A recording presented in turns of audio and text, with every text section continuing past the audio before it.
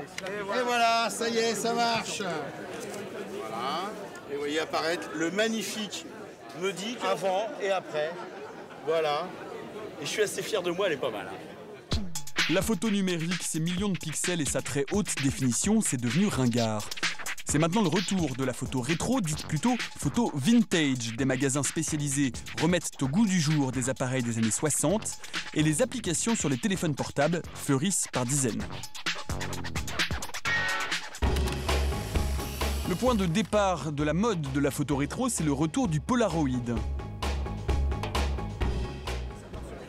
Tous les jeudis soirs, les Parisiens passionnés de la photo instantanée se retrouvent dans un bar près de Bastille. Ce qui m'a plu quand j'ai redécouvert le Polaroid, avec le Polaroid de mon enfance, de mes parents, c'était ce côté instantané déjà, sur l'instant, ce côté unique surtout. Parce qu'aujourd'hui, avec le numérique, on a tellement de photos, on ne les garde plus.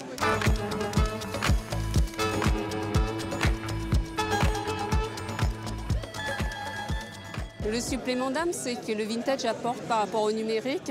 C'est déjà, on n'a pas de représentation identique du réel. On identifie plus facilement le Polaroid par ses teintes soit bleutées, soit chocolat.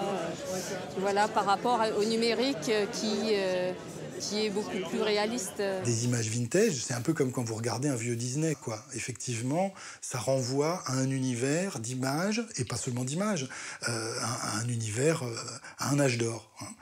Au moment où vous étiez enfant, où on a des bons souvenirs. Vous savez, c'était toujours... autrefois, c'était mieux, quoi. Carolina et Jean-Baptiste sont eux des adeptes de la lomographie. La lomographie, c'est l'utilisation d'un lomographe, jusque-là tout va bien. Les lomographes, ce sont des gammes d'appareils photo argentiques, rétro, qui conjuguent des filtres et des pellicules spéciales pour donner un effet arty et original. Quand on fait ce genre de photos vintage, l'idée, c'est de shooter vite, des angles inattendus. Après, je pense que chacun finit pour développer sa propre esthétique. Donc, il a des règles, mais le but, c'est surtout de casser les règles. La communauté parisienne des lomographeurs se réunit régulièrement pour échanger conseils et techniques. On redécouvre aussi le plaisir de l'attente de finir une pellicule, puis de la faire développer avant de pouvoir voir le résultat. On sort de l'instantanéité, on sort de la quantité pour aller plus vers la qualité.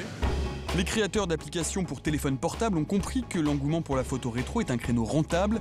Ils se sont donc engouffrés dans la brèche et proposent de multiples applications qui reproduisent les différents styles de photo vintage. Éric Marais est un spécialiste de la photographie alternative qui se passionne pour ces nouvelles applications. Donc je sélectionne l'icône de l'application sur mon smartphone. Je vais peut-être changer de pellicule et d'objectif. On va faire du noir et blanc. Je confirme, c'est bien une œuvre d'art. Toute l'ambiguïté de l'application photographique qu'on trouve sur le smartphone, application vintage, c'est de nous laisser supposer qu'on fait des photos avec sa tête alors qu'on va la faire avec son doigt. Tous les éditeurs d'applications photographiques ont bien compris que l'attente du photographe, c'est de pouvoir revivre le rêve intemporel de la photographie en pouvant manipuler, jouer, choisir et créer son œuvre. On pourrait très bien dire que c'est une forme d'automatisation de l'art. C'est un art automatique, c'est-à-dire c'est une façon en 2 clics de modifier une image pour la rendre plus intéressante. L'image nous a toujours servi à enjoliver notre vie. Le succès de l'esthétique rétro est tel qu'un reporter du New York Times, Damon Winter, a utilisé l'une de ses applications pour photographier des soldats américains en Afghanistan. Une mise à distance visuelle qui a suscité un vif débat aux États-Unis.